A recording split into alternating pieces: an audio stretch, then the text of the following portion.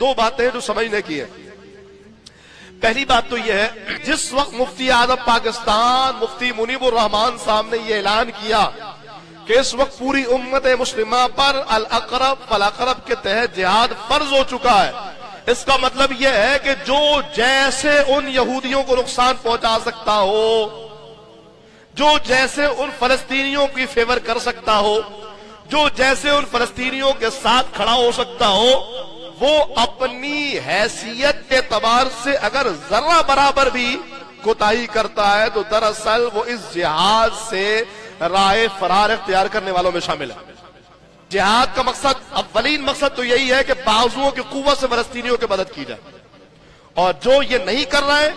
چاہے ہمارے حکمران ہو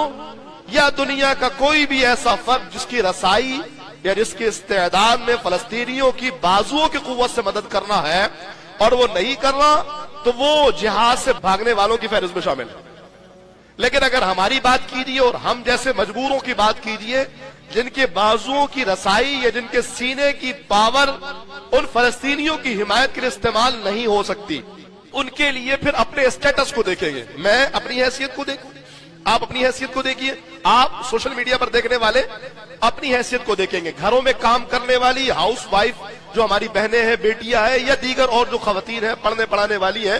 ہر ایک اپنے اعتبار سے اپنی حیثیت کو جانچے گا۔ مفتی اعظم پاکستان نے اعلان کر دیا جہاد فرض ہو گیا ہے، پہلے بازوؤں کی قوت سے ہم دیکھیں ہمارے بازوؤں کی رسائی وہاں تک نہیں ہے۔ دوسرا سٹیپ، جو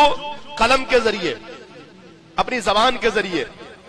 اور جیسے سوشل میڈیا ہے، کوئی آرٹیکل لکھتا ہے، کوئی میڈیا پرسن ہے، کوئی ٹی وی چینل پر ہوتا ہے، ہر ایک اپنی حیثیت سے اپنی زبان کے ذریعے، اپنی قوت گویائی اور اپنی ذہانت اور اپنی تحریری فن کے ذریعے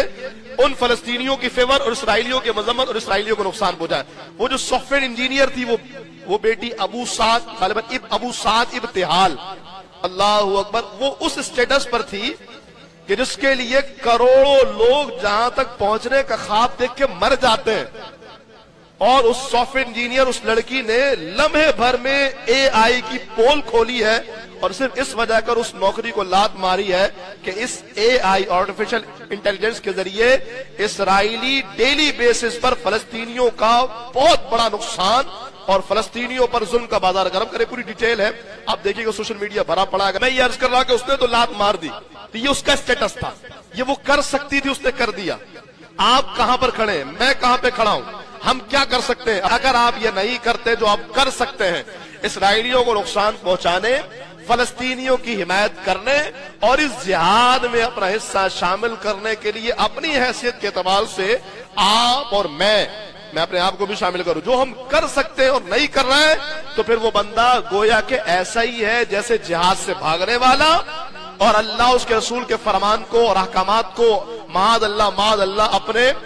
اپنے پیروں تلے معاذ اللہ روننے والا اور ان احکامات کی کوئی پرواہ نہیں کرنے والا۔ تو اس تناظر میں یہ اعلان کرتے ہوئے مجھے کوئی ہچکچاہٹ نہیں ہے، اور میں اپنی ایک بات کا جواب دے ہوں کہ اب فلسطینیوں کی حمایت میں چونکہ ہر ایک کی اپنی ذمہ داری فرض ہو چکی ہے، تو لہٰذا یہودیوں کی اشیاء کا خریدنا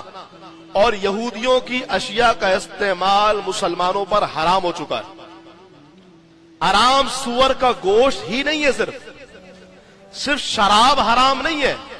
اب حرام وہ ساری مصنوعات ہیں جو یہودیوں کی ہیں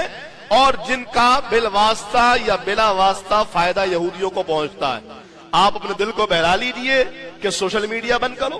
آپ اپنے دل کو بہلا لیجئے کہ فیس بک کیوں چلا رہے ہو، اگر یہ چلا رہے ہو تو پھر بائیکاٹ بھی نہیں ہونا چاہیے، آپ جتنی چاہے تعویلات کر لیجئے۔ اب اگر کوئی یہودیوں کی مصنوعات استعمال کرے، بڑی داڑھی والا، بڑی پگڑی والا،